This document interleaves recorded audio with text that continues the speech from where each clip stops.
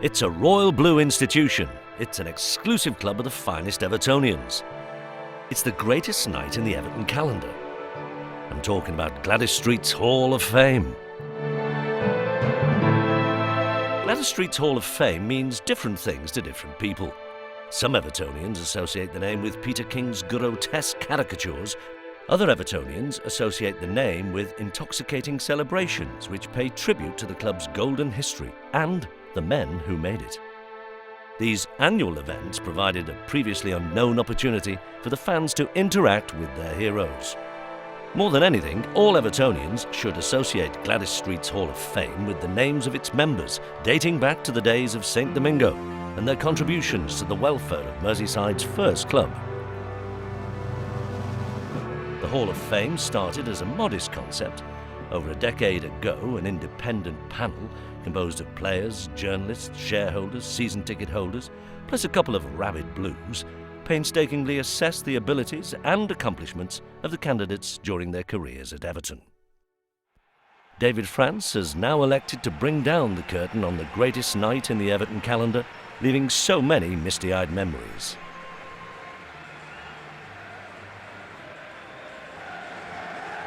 So, who's been inducted into this exclusive club of the finest Evertonians, the members of the Hall of Fame, who number fewer than one per year of the grand old club's illustrious history, are presented now.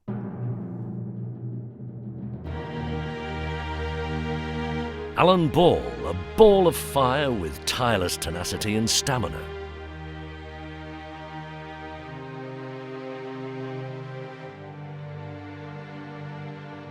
Walter Abbott, a midfield powerhouse known as the Beast of Walton on the Hill.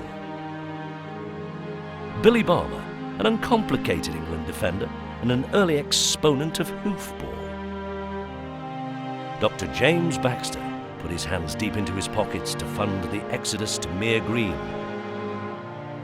John Bell, an outrageously gifted entertainer who'd been the incandescent beacon of Scottish football. Stan Bentham, a midfield grafter whose unselfish toil was rewarded with a championship medal.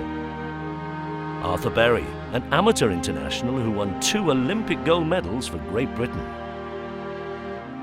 Billy Bingham, a veteran winger respected as a master of football and exalted as the pride of Ulster.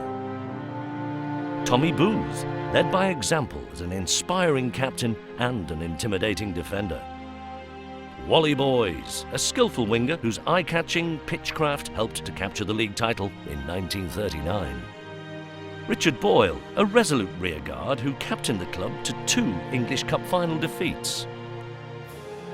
Paul Bracewell, a midfield cog in a highly tuned championship-winning engine. Frank Brettle, a founding father and member of the original management committee. Cliff Britton, a football virtuoso whose performances were underpinned by a flawless passing technique. Sir Philip Carter, an accomplished chairman in the 80s. Harry Catterick, a shrewd dealmaker and a strict disciplinarian who managed 2 title-winning teams. Edgar Chadwick, a shining England star who was one of the first household names of Victorian football. Sam Chedzoy, a talented and innovative footballer whose illustrious career spanned World War I. Joe Clennell, a savvy striker who developed into a wartime goal machine. Bobby Collins, a pocket dynamo heralded as the Little General. Billy Cook, a no-nonsense defender whose biting tackles helped to capture silverware in the 30s. Harry Cook, an ex-player who was widely acclaimed as the man with the blue magic sponge. Jackie Coulter, a crowd pleaser with sublime ball skills. Warnie Creswell, a calm and confident defender known as the Prince of Fullbacks. Ted Critchley, a speedy winger whose accurate crosses were the chief source of ammunition for Dixie Dean. Will Cuff, an unflagging chairman known widely as Mr. Everton, whose iron grip converted the club into a football power.